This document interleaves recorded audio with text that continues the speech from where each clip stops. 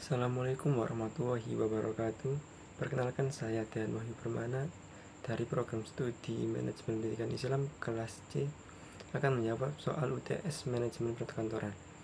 Yang pertama ada jelaskan pengertian manajemen perkantoran menurut beberapa ahli dan simpulkan menurut pendapat kalian. Jawaban saya yaitu yang pertama ada teori dari George R. Terry. Manajemen perkantoran adalah perencanaan, pengorganisasian, pergerakan, dan pengawasan dari pekerjaan perkantoran untuk mencapai tujuan yang telah ditentukan sebelumnya dengan efisien dan efektif. Yang kedua ada teori dari Arthur Greger, menyebutkan bahwa manajemen perkantoran adalah fungsi dari penyelenggaraan yang berhubungan dengan komunikasi, pelayanan, pencatatan, serta pengelolaan informasi di dalam kantor.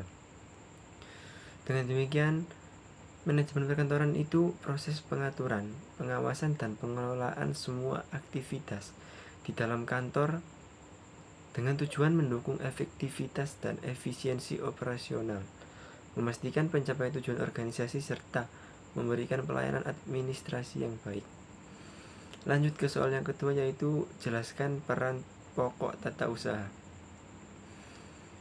Peran pokok tata usaha. Tata usaha memiliki peran penting dalam administrasi kantor, termasuk pengarsipan, pengelolaan data, dan komunikasi.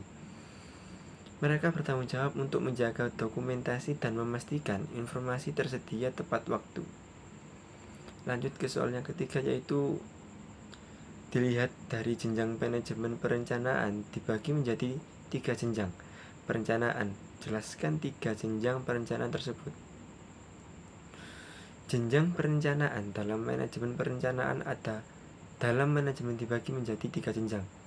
Yang pertama ada perencanaan strategis. Perencanaan strategis itu berfokus pada tujuan jangka panjang organisasi. Yang kedua ada perencanaan taktis. Perencanaan taktis itu perencanaan menengah untuk mencapai tujuan strategis. Yang ketiga ada perencanaan operasional.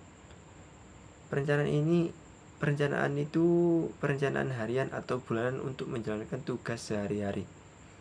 Lanjut ke soal yang keempat, yaitu suatu organisasi memiliki syarat-syarat tertentu agar dapat diakui sebagai organisasi.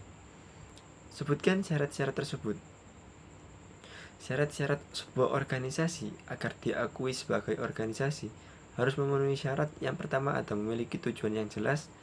Yang kedua ada terdapat struktur yang terorganisir. Yang ketiga ada adanya kelompok orang yang bekerja sama. Yang terakhir terdapat pembagian tugas dan tanggung jawab. Lanjut ke soal yang kelima, yaitu berdasarkan lalu lintas kekuasaan. Salah satu bentuk organisasi adalah bentuk fungsional. Jelaskan ciri-ciri kelemahan dan kelebihan bentuk fungsional. Bentuk organisasi fungsional. Organisasi fungsional memiliki beberapa ciri-ciri. Yang pertama terbagi berdasarkan fungsi atau departemen. Yang kedua fokus pada spesialisasi pekerjaan. Yang ketiga kelebihan, efisiensi tinggi karena spesialisasi. Yang terakhir ada kelemahan, sering terjadi konflik antar departemen karena fokus yang berbeda. Lanjut ke soal yang keenam, yaitu sebutkan macam-macam personil kantor dan jelaskan peran atau tugasnya. Macam-macam personil kantor dan perannya. Contoh personil kantor meliputi, yang pertama ada manajer, mengatur dan mengarahkan tim.